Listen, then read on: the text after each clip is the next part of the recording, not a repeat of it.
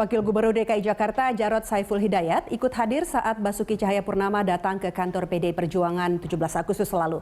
Spekulasi pun berembus sekitar kemungkinan Ahok berpasangan dengan Jarod. Kita simak pernyataan Jarod Saiful Hidayat berikut. Ya, ini betul bahwa kemarin Pak Ahok itu datang ke DPP partai di Jalan Diponegoro dan kita terima dengan baik. Memang indikasinya ke sana, yaitu Ahok dan Jarod. Tapi kita lihat juga untuk menunggu mekanisme partai. Nah, ini kelihatannya Jarod sudah lebih confidence ya. Nah, ini ada sambungan kutipannya. Saat ini kami merasa baik dan partai juga menyatakan baik. Saling menutupi. Kalau ada kelemahan, saling membantu dan memperkuat. Berkali-kali kan beliau, maksudnya Ibu Mega, sampaikan misalnya kamu dengan Jarod itu saya lihat cukup baik, Mbok ya diteruskan. Nah, ini statementnya Ibu Mega ke Jarod ya. Bu Mega sendiri udah kasih lampu hijau ini kayaknya, Mbok ya diteruskan Ahok Jarod. Iya, kalau dilihat dari seluruh proses politik ya, sampai tadi pernyataan yang disampaikan oleh Pak Jarod itu kata kuncinya ada pada mekanisme. Bukan kata kuncinya pada Ibu Mega. Kata kuncinya ya Ibu Mega mengembalikan kepada mekanisme. Karena beliau adalah ketua umum yang membangun tatanan sistem pelembagaan PDI Perjuangan sejak dari puing-puing keruntuhan, sejak zaman Orde Baru. Jadi tidak mungkin seorang Ibu Megawati yang susah payah dengan darah dan air mata membangun partai ini, membentuk satu sistem kelembagaan, dirusak hanya karena seorang faktor Ahok. Sehingga oleh karena itu lagi-lagi sebagai partai politik kami cukup merasa bahagia begitu ketika kami dapat menegakkan prinsip-prinsip keyakinan politik, keyakinan ideologi termasuk sistem yang kami bangun. Ya, Bung Bas, tapi Ahok sudah datang, ini apa lagi? Ini yang ingin saya katakan, bahwa Pak Ahok datang ini sekali lagi membuktikan bahwa selain Pak Ahok mencabut statementnya bahwa dia tidak akan mendaftar lewat PDI Perjuangan, tetapi juga memberikan pelajaran politik kepada Pak Ahok. Inilah mekanisme yang seharusnya beliau tempuh. Bahwa setiap partai politik punya adat istiadat, punya ADART, punya sistem yang dibangun, itu harus dihargai. Sama halnya kami menghargai sistem yang dibangun oleh Partai Golkar. Dengan paradigma yang tadi salah satunya disampaikan oleh Bung Maman. Sebaliknya kita juga ingin pihak-pihak eksternal termasuk Pak Ahok juga menghormati sistem yang kita bangun. Sehingga oleh karena itu yang saya katakan kami berbangga sebagai partai politik yang memiliki kursi 28 di DPRD DKI dapat memberikan pembelajaran politik termasuk kepada Pak Ahok sendiri. Kita lihat kan ada perkembangan cara berpikir dan bersikap Pak Ahok ya setelah sebelumnya mengatakan tidak akan ikut jalur partai politik, akhirnya ikut lewat partai politik. Lalu ada pernyataan lagi tidak akan mendaftar ke PDI Perjuangan, kemarin sudah datang. Ini kemajuan yang harus kita apresiasi. Dan kelihatannya beberapa opsi, 3 opsi paling tidak dari PDIP itu sudah mulai mengerucut. Kalau misalnya perkembangannya itu sudah mulai mengarah ke Ahok Jarod. Anda melihat begitu? Gini, saya tidak mencoba untuk menganalisa, tapi kita punya fakta yang mungkin ada sebagian off the record. Kan gitu kan kira-kira ya. Apa yang kita tahu sebetulnya kan sudah lama, seperti diketahui umum bahwa Ibu Mega ingin sekali Ahok. Kan gitu cerita, itu bukan cerita baru. Kita pernah mengadakan pertemuan di Teguh Umar 5 jam. Ujung ceritanya itu adalah tidak pernah ada kata penolakan terhadap Ahok. Yang tidak disukai oleh Ibu Mega adalah bagaimana bisa partai harus mendukung calon perseorangan. Kira-kira gitu ya. Calon perseorangan itu mekanismenya tidak melalui partai. Kalau melalui partai, untuk apa lalu kemudian partai? Kan kira-kira gitu ya. Bubar saja partai. Makanya pada saat itu kan Ibu Mega bilang, ada teman yang kemudian mendukung calon perseorangan. Ya, untuk apa mendirikan partai politik? Kira-kira gitulah sikap dasarnya. Bagi saya sih kalau lihat hitung-hitung pertemuan beberapa hari ini, mestinya 90% itu sesuatu sudah fix. Sudah final. Tapi masih ada 10% lain yang bisa menentukan sesuatu bisa berubah. Nah, 10% kita pun lagi itu tahu. Menurut Hanya Mas Bas yang tahu kawan-kawan. Menurut Mas Kris, apakah Anda tahu 10% itu faktor ya, apa? sedikit tahu saya, sedikit tahu. Sedikit tahu. 10% ini kalau kita kemudian tersesat memperdebatkan sesuatu yang bukan substansi, memperdebatkan sesuatu gengsi. Gengsi, waduh, siapa yang lebih terhormat dari siapa? Enggak, yang paling terhormat ada rakyat. Rakyat lah yang paling harus dihormati di republik ini karena dia yang berdaulat. Ya, nah, rakyat sekarang sudah membaca apa? Oh, rakyat membaca tuh. PDIP mulai ini lebih jelas. Ya, Bu Mega juga semakin jelas. Ahok pun semakin merapat sebetulnya. Ya kan, semua ada begitu. Jadi yang terjadi apa sekarang ini? Yang terjadi sebetulnya tidak produktif kita ikut-ikut mempertajam lawan-lawan Ahok dengan kemudian kita bertempur sendiri cuma rebut tulang yang tidak ada isi, ya kan? Yo, gengsi itu bagi saya penyakit. Kalau urusan soal gengsi menggengsi, ini lawan-lawan Ahok juga bisa dengan mengkili-kili itu ada bisa dong, masa Mbak mau diperlakukan seperti itu, partai mau dicemoohan sama si Mas Ahok seperti itu. Mas jangan percaya kepada omongan lawan-lawan politik. Omongan itu halus tapi menjerumuskan itu. Jangan percaya pada rakyat. Ini bukan saya tidak mewakili rakyat, tapi saya bagian rakyat yang mendambakan bahwa seperti partai yang itu PDIP, Golkar dan sebagainya, ya PDIP dan kemudian Ibu Megawati yang ada insting politik yang sangat tajam dan peka menurut saya. Ya, yang kemudian juga tentu ada kader muda. Yang sekarang ini menurut saya PDIP baru mencoba mentransformasi karisma ibu kepada sistem yang demokratis, sehingga membiarkan adik-adik bicara berdebat tidak apa-apa. Itu saya penting sekali itu ada unsur-unsur perubahan yang baik. Ini kalau saya mengutip Mas Kris tadi katanya jangan percaya lawan politik ini. Nah kalau Golkar sama PDIP belum bersatu ini gimana nih posisinya? Jadi ini tadi apa kita harus melihat bahwa kalau saya memang perspektifnya, kalau tadi Mas Basarah, sebetulnya secara gambaran big picture-nya sudah sama sebetulnya. Cuman mungkin beda persepsi sedikit. Kalau saya melihatnya memang apa yang terjadi di DKI dan dilakukan oleh Ahok adalah sebuah dinamika politik yang perlu betul-betul kita lihat bahwa inilah yang luar biasa indahnya dinamika politik terutama di Jakarta sebagai barometer Indonesia. Ini posisi indahnya ini bagaimana kalau misalnya Ahok dengan Jarot? Tadi saya bilang begini, yang mau saya sampaikan begini. Ada sebuah proses pembelajaran politik yang sangat besar yang memang bisa kita lihat di dalam kasus Jakarta, terutama Ahok ini. Kenapa saya bilang seperti itu? Ahok telah melalui proses independennya, lalu partai dengan pijakan konstitusional bahwa berpolitik itu kita nggak bisa mengabaikan partai. Ini akhirnya terjadi sebuah titik temu. Golkar juga melihat tanpa mengesampingkan bahwa yang paling utamanya adalah sebetulnya kemenangan untuk rakyat.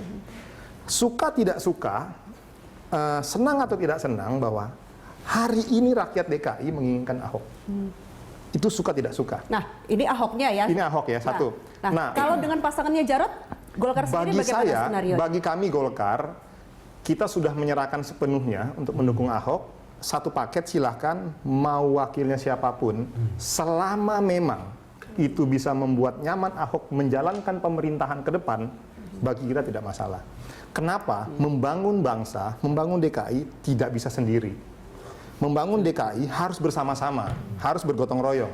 Sebelum saya tanya ke Bung Bas, sebentar Mas Kris, kita harus melihat dulu isi Twitternya dari Pramono Anung tentang Ibu Mega dan Ahok ini. Nah, ini mengomentari foto ya, caption foto mendekatkan yang sudah dekat, menyatukan yang sudah satu, mengakrabkan yang sudah akrab. Ini ada foto Joko Widodo, Bu Mega Soekarno Putri dan Basuki Cahayapurnama atau Ahok di istana nih pas 17-an ya, pas lagi gala dinner.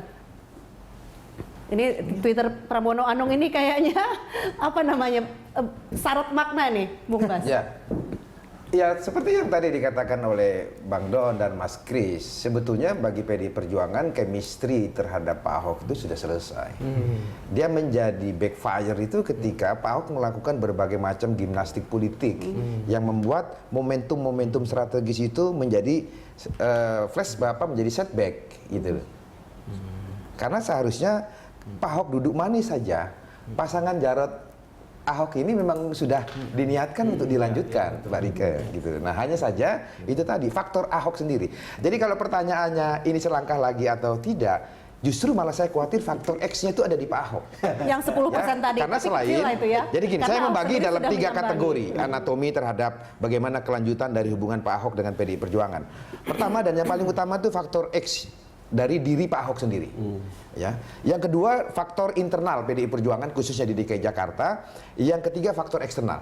Faktor eksternal itu menyangkut koalisi 3 partai politik yang sudah mendukung Pak Ahok sejak lama, partainya Bu Maman, kemudian Hanora dan Nasdem. Kemudian ada koalisi 7 partai politik yang oleh DPD DKI Jakartanya sedang intensif melakukan diskusi-diskusi, dialog-dialog untuk mencari kesamaan persepsi, pandangan dan sikap di antara mereka. Nah, ini harus diurai. Ya, yang pertama, yang paling utama menurut saya faktor Pak Ahok. Jangan sampai apa yang tadi oleh Twitternya Pak Pramono Anung digambarkan yang sudah dekat semakin dekat, yang akan semakin akrab, ada manuver yang beliau lakukan lagi yang membuat sesuatu yang sudah baik ini menjadi setback lagi. Oke. Gitu kan? Saya satu contoh gini, Mbak Rika. pertemuan Pak Ahok dengan Ibu Mega, Pak Jokowi, Mbak Puan dan Pak Hasto dalam satu mobil ke Rakernas Partai Golkar, ada pernyataan lagi-lagi Bu Mega mengatakan partai kami punya mekanisme Pak Ahok. Itu mestinya maksud Bu Mega, Mbok Yao besoknya datang ke DPP urus pendaftaranmu di sana. Selesai mestinya waktu itu. Tapi kemudian beliau membuat pernyataan jam 10 pagi saya ikuti di media online, dia mengatakan partai politik jangan sombong. Gitu kan. Ini Jam 2 lagi-lagi- siang dia bikin pernyataan lagi-lagi dia soal tidak akan mendukung komunikasi PDI ya. Perjuangan. Lagi-lagi gitu kan. soal komunikasi, Akan cocok Bang dengan Daniel. jadi oleh karena itu Mas Kris. kami harus berbicara dengan 3 partai politik, dengan Golkar, dengan Hanura, dengan Nasdem, karena beliau ini kan statusnya pendukung. Kami tentu ingin mengusung karena kita lebih dari kuota undang-undang. Apakah Golkar juga setuju? Nasdem juga setuju, Tadi Hanura di setuju. segmen sebelumnya sudah dikatakan sangat welcome. Ya, kita ingin mengusung. Ya. Tentu saja tiket PDI Perjuangan 28 kursi itu tidak mungkin tanpa kader PDI Perjuangan. Sehingga oleh karena itu wakilnya harus dari PDI Perjuangan. Ya. Dan kita Jarod lah ingin dalam mengusung. hal ini Nah, ya, bagaimana katakan nanti? begitu. Karena harus komunikasi lagi Oke. dengan 3 partai ini. Begitu Mas loh. Kris, Sebetulnya tadi ini masalah komunikasi lagi kan Begini sebetulnya yang ya. disampaikan Mas Ahmad Basar saya bisa paham dan memang cukup banyak. Tetapi sebetulnya persoalan itu sudah dipecahkan sendiri oleh PDIP dalam tataran apa ideologis. Tadi Mas Basar mengatakan bahwa sebetulnya dengan mendukung atau mendukung Mas Ahok ini sebetulnya ada satu cita-cita ideologis. Bagaimana sebetulnya kompetisi politik ini di Indonesia ini bisa meninggalkan nilai-nilai primordial. Itu luar biasa. Menurut saya Mas Ahok cuma perlu juru tafsir. Juru tafsirnya. Nah, Bang Don, ini kan naga-naganya sudah mulai membaik nih arahnya. Ahok Kalau punya menurut tafsir. Anda, apa yang harusnya dilakukan oleh Ahok dan apa harusnya yang tidak dilakukan oleh Ahok supaya tidak setback ini? Kan sudah umum sekali dan Mas Kris sudah pernah mengatakan beberapa kali saya dengar ya. Lawan Ahok yang terberat itu adalah dirinya sendiri. Dirinya sendiri. Terserah. Kan itu kan sudah banyak sekali ya. Ya. Jadi kalau sudah ada perubahan begini, kalau kita lihat di kamera sih mestinya banyak yang berubah. Ahok itu sudah mulai banyak senyum, tone suaranya lebih rendah. Anda juga lihat siapa yang ada di belakang kamera itu juga sudah berubah. Jadi hal-hal yang menarik untuk bisa dilihat. Cuman betul, kadang-kadang saya mengerti kalau orang PDIP sendiri harus hati-hati. Karena kan bukan soal urusan DPP saja. Tapi begitu dibilang nanti mahar lewat partai, kan gitu kan. Lalu kemudian saya tidak mau lewat partai. Akar rumput itu sebetulnya yang mereka juga harus jaga. Kan kira-kira kalau akar rumput itu kalau kita lihat di grupnya, maki habis-habisan itu. Bahwa mereka akan milih Ahok juga ya urusan lain. Tapi cara begitu itu dimaki-maki. Tapi yang paling menarik untuk saya Mas Kris, bagaimana bisa kalau ini jadi, itu PDIP mengambil semuanya. Jadi the winner takes all. Bayangkan wakilnya orang PDIP Jarod, lalu kemudian Ahok itu adalah orang yang didukung oleh PDIP tahun 2012 dan sekarang kalau mereka bawa Dan lagi presidennya dari PDIP. Mau apa lagi? Ya kan, loh, meskipun Tapi Pak Ahok Ya. bukan anggota ataupun kader. bukan anggota, tetapi Iya, kan bukan anggota tapi didukung oleh PD Perjuangan. Bung Maman, dengan situasi yang berkembang saat ini, apa yang bisa dibantu oleh Golkar untuk melancarkan, memuluskan? Nah, selama memang proses komunikasi politik itu nanti sudah, ini kan akan berproses nanti nih. Dalam saya melihat sih mungkin nggak lama lagi lah ini akan berproses. Minggu lagi? Proses komunikasi politik ini akan berjalan. Saya yakin akan ada titik temunya. Titik temu itu apa? Kemenangannya bukan juga buat Golkar, bukan juga buat PDIP, bukan buat Hanura, bukan buat Nasdem, bahkan bukan buat semua partai, tapi buat masyarakat Jakarta. Pernyataan sudah kuat sekali diungkapkan oleh Golkar kepada PDIP khususnya. Ya, Bung Maman, terima kasih telah bergabung bersama kami di The Headlines. Dan pemirsa, The Headlines nanti akan kita lanjutkan setelah jeda pariwara berikut.